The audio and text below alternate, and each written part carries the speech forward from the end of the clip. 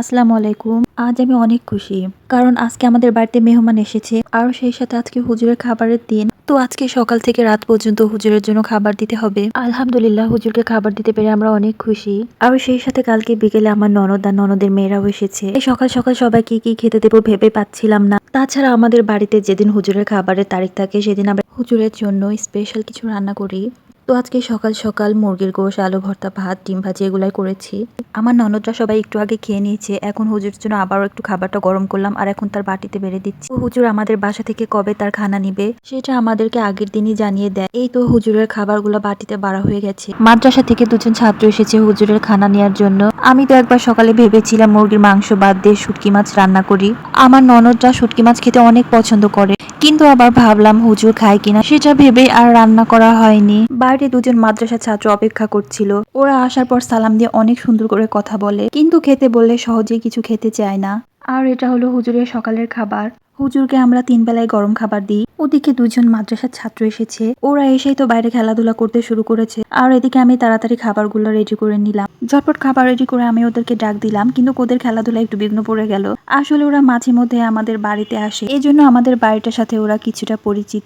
মাশাআল্লাহ, হুজুর ওদেরকে খুব ভালো করে শিক্ষা দিয়েছেন। ওরা বাড়িতে ঢোকার সঙ্গে সঙ্গে সালাম দেয়, আবার যাবার সময় সালাম দিয়ে যায়। আর এই ছোট্ট সোনামণিটার সাথে আপনাদের একটু পরিচয় করিয়ে দিই। এইটা হচ্ছে আমার ভাগ্নির ছেলে। এই প্রথম ও আমাদের বাড়িতে বেড়াতে এসেছে। দেখুন কিভাবে তাকিয়ে আছে। সবাই ওর জন্য দোয়া করবেন আর মাশাআল্লাহ বলে যাবেন। এদিকে দুপুরের রান্নার আয়োজনের কাজ শুরু হয়ে গেছে। আমার ননদের সাথে আমার মেয়ে আর আমার ননদের মেয়ে মিলে কাঁঠালের বীজের খোসা ছাড়াচ্ছিল। এটা দেখে আমারও আমার ছোটবেলার কথা মনে পড়ে গেল। আমিও ঠিক একইভাবে আমার আম্মুর সাথে কাঁঠালের বীজের খোসা, এরপর করলার বীজ পরিষ্কার করতাম। আমার ননদ বিচিগুলা কেটে কেটে দিচ্ছিল আর ওরা বসে বসে সুন্দরভাবে খোসাগুলা ছাড়িয়ে দিচ্ছিল। সেই সাথে আমার শাশুড়ি মা বসে সমস্ত সবজি কেটে দিচ্ছিল। দুপুরের রান্নাটা আমিই করব, কিন্তু ওনারা সবাই মিলে কেটে কুটে আমাকে একটু সাহায্য করে দিচ্ছিল। আসলে সবাই মিলে কাজ করার মজাটাই আলাদা। আমার ননদ আজকে ছোট মাছের চচ্চড়ি খেতে চেয়েছে, এই জন্য আমার শাশুড়ি মা চচ্চড়িগুলা কেটে দিচ্ছে। আর কাঁঠালের সিজন হলে আমরা বিশেষ করে চচ্চড়িতে কাঁঠালের বিচিগুলা ব্যবহার করে থাকি। কাঁঠালের বিচি দিলে চচ্চড়ি স্বাদটা অনেক অংশেই বেড়ে যায়। আর আজকে দুপুরে পোলাও, সাদা ভাত, রোদ, ছোট মাছের চচ্চড়ি, গরুর মাংস এগুলো রান্না করব।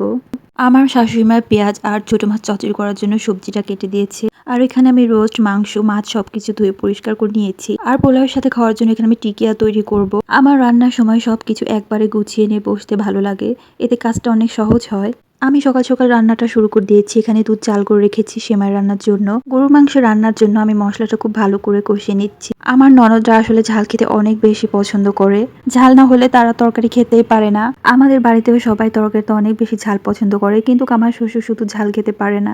আমিও তরকারিতে ঝাল হলে একটু বেশি পছন্দ করি। আর ভর্তার কথা বলতে গেলে আমার লাল মরিচ ছাড়া ভর্তা একটু ভালো লাগে না। এদিকে আমি মাংসটা খুব ভালো করে কষিয়ে নিচ্ছি। যেদিন আমাদের বাড়িতে হুজুরের জন্য খাবারের আয়োজন করা হয়, আমি যথাসম্ভব যত্ন সহকারে হুজুরের জন্য খাবারগুলা রান্না করি। তো আজকে তাড়াতাড়ি খাবারগুলা রান্না করতে হবে, কারণ হুজুরের খাবার আজানের ঠিক পরপরই নিতে আসবে। এরই মধ্যে আমার গরু মাংসের তরকারিটা হয়ে গেছে। আর আজকে প্রচুর গরম পড়েছিল। আমার শাশুড়ি মা আমাদের সবার জন্য এক বক্স আইসক্রিম নিয়ে এসেছে। আমার মেয়ের আইসক্রিম পেলে তো আর কিছুই চাই না। ওর প্রতিদিন ভাত না হলে চলে, কিন্তু আইসক্রিম তো চাই।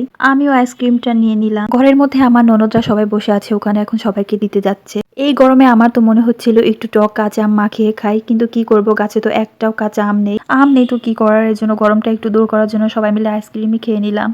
তো আইসক্রিম খেতে খেতে আমি আবার আমার রান্নার কাছে চলে এলাম। গরুর মাংসটা হয়ে গেছে, এখন রোস্টটা রান্না করে নিব। আমি রোস্টটা ভেজে রান্না করতে বেশি পছন্দ করি। আসলে ভেজে নিলে খেতে অনেক বেশি মজার হয়, আবার বেশি কড়া করে ভেজে নিলে খেতে ভালো লাগে না। আজকে ঘরে থাকা উপকরণ দিয়ে আমি রোস্টটা রান্না করব। টক দইয়ের পরিবর্তে এখানে আমি গরুর দুধ দিয়ে লেবুর রস দিয়ে টক দইটা বাসায় তৈরি করে নিয়েছি। এই তো আমার রোস্টের রান্নাটাও হয়ে গেছে। আজকে রোস্টটা খেতে দারুণ মজার হয়েছিল। এরপর এখন আমি টিকাগুলা আবার ভালো করে একটু মেখে নিলাম আর গরম তেলের মধ্যে টিকাগুলা ভেজে নিচ্ছি। আসলে রান্না করতে করতে বেশ অনেকটাই দেরি হয়ে গেছিল। আমি তো ভাবছিলাম যে হুজুরের খাবার নিতে এসে না দেরি হয়ে যায়। টিকাগুলা দেখতে অনেক সুন্দর হয়েছিল আর খেতে বেশ মজার হয়েছিল। আর সেই সাথে আমি রাইস কুকারে পোলাওটাও রান্না করে নিয়েছি। চচ্চড়িটা আমার ননদ রান্না করবে। আমার শাশুড়ি মা তার মেয়ের হাতে চচ্চড়ি খেতে চেয়েছে আজকে, এই জন্য আজকে আপুই চচ্চড়িটা করবে। আপুর হাতের গরুর মাংসের তরকারি আর নদীর মাছ চচ্চড়িটা বেশ অনেক মজার হয়। আসলে আপু ঝাল খুব পছন্দ করে, তো আপুর তরকারিটা অনেক ঝাল ঝাল হয়, খেতে বেশ দারুণ লাগে। এখানে চচ্চড়িতে লবণ, ধনিয়া গুঁড়া, হলুদের গুঁড়া, পেঁয়াজ, কাঁচামরিচ এগুলাই আমার আম্মুর হাতের চচ্চড়িটা খেতেও অনেক বেশি মজার হয়। আমার বর তো আমার আম্মুর হাতের চচ্চড়ি খেতে অনেক পছন্দ করে, বিশেষ করে আম্মুর হাতের পিয়ালি মাছের চচ্চড়িটা। অনেকেই আছেন যারা তরকারিতে বিশেষ কোনো মশলা ব্যবহার করে না, কিন্তু তাও তাদের হাতের রান্নাটা এমনিতে অনেক বেশি মজার হয় খেতে। আমার ছোট চাচির হাতের চচ্চড়িটা অনেক বেশি মজার হয়। এবার ঈদের পরে বাড়িতে যাবার পর চাচির হাতের চচ্চড়িটা খেয়েছিলাম, এখনো মনে হয় মুখের সাথে লেগে আছে, এতটা মজা হয়েছিল। আর চচ্চড়ির স্বাদটা তখন আসে যখন নাকি চচ্চড়িটা খুব ভালো করে মাখানো হয়। মাখানোর মধ্য দিয়ে নাকি চচ্চড়ির টেস্টটা অনেকাংশে বেড়ে যায়। আমার আম্মু বলে চচ্চড়ি যত মাখানো যায় তত বেশি মজার হয়। চচ্চড়ি মাখাতে মাখাতে সবজি দিয়ে এমনিতেই পানি বের হয়ে যায়, তেমন এক্সট্রা পানির প্রয়োজন হয় না, হালকা একটু পানি মিক্স করলেই হয়ে যায়। তো কথা বলতে বলতে আমাদের চচ্চড়িটা মাখানো হয়ে গেছে, আর চচ্চড়িটা এখন আমি চুলাতে বসিয়ে দিয়েছি।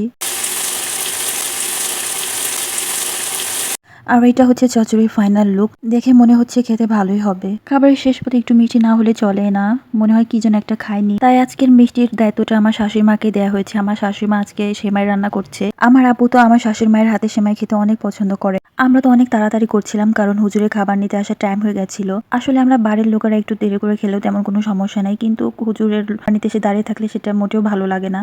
তো আজকের মতন রান্না আমাদের শেষ হয়ে গেছে। তো সিমাইটা দেখতে এমন হয়েছে, এটা ঠান্ডা হলে আরেকটু ঘন হয়ে যাবে। তো রান্না শেষ হবার পরপরই হুজুরের খাবার নেওয়ার জন্য চলে এসেছি। আমি আমার শাশুড়ি মাকে বললাম হুজুরের খাবারটা একটু বেড়ে দেওয়ার জন্য। এই তো এখানে হুজুরের খাবারগুলো রেডি করা হয়েছে। এখানে দেওয়া হয়েছে পোলাও, রোস্ট, টিকিয়া, সাদা ভাত, গরুর মাংস, সালাদ আর সেমাই। হুজুরের জন্য প্রতিটা খাবার অনেক যত্ন সহকারে পরিষ্কার পরিচ্ছন্ন ভাবে আমরা রান্না করি। মাসে একটা দিনের জন্য হুজুর আমাদের বাড়ির মেহমান হয়, আর ঘরে যদি মেহমান আসে উন্নতি হয় আকাশ সমান। তো আজকে হুজুরের খাবার সকাল আর দুপুরেরটা ভিডিও করা হয়েছে, কিন্তু রাতের খাবারটা তোলা হয়নি, এজন্য আপনাদের সাথে শেয়ার করতে পারলাম না। আমার শাশুড়ি মা গরম ভাত রান্না করেছিল, সেই সাথে ছোট মাছের চচ্চড়ি আর গরু মাংস দেওয়া হয়েছিল। তো আবার 1 মাস পর হুজুর আবার আমাদের বাসার মেহমান হবে। আলহামদুলিল্লাহ, হুজুর মেহমানদারি করতে পেরে আমরা সবাই অনেক খুশি। তো ওরা এখন খাবার নিয়ে চলে যাচ্ছে, রাতে আবার আসবে খাবার নেওয়ার জন্য। আর এখানে আমার শাশুড়ি মা চাঁদকে নিয়ে দাঁড়িয়ে আছে, কারণ ওর আম্মু খেতে বসেছে। তো হুজুরের খাবার দেওয়ার পর আমি সবাইকে খাবার বেড়ে দিচ্ছিলাম, আর আমার শাশুড়ি মা বাবুকে নিয়ে দাঁড়িয়েছিল। তো সবাই এখানে খাবার রান্নাটা অনেক পছন্দ করেছিল। আমার ছোট ননদ তো বলছিল রোস্টটা খেতে অনেক বেশি মজার হয়েছে। সবার খাবার দেবার পরে আমি আর আমার শাশুড়ি মা পরে খেয়ে নিয়েছিলাম। আর আমার মেয়ে তো ভাত শুধু নাড়াচাড়া করছিল, তেমন কিছুই খাচ্ছিল না। আর এটা হচ্ছে আমার ছোট ননদের মেয়ে ফারিস্তা। সবাই কিন্তু মাশাআল্লাহ বলে যাবেন। তো আজকের ভিডিওটা এ পর্যন্তই। সবাই ভালো থাকবেন, সুস্থ থাকবেন। আল্লাহ হাফেজ।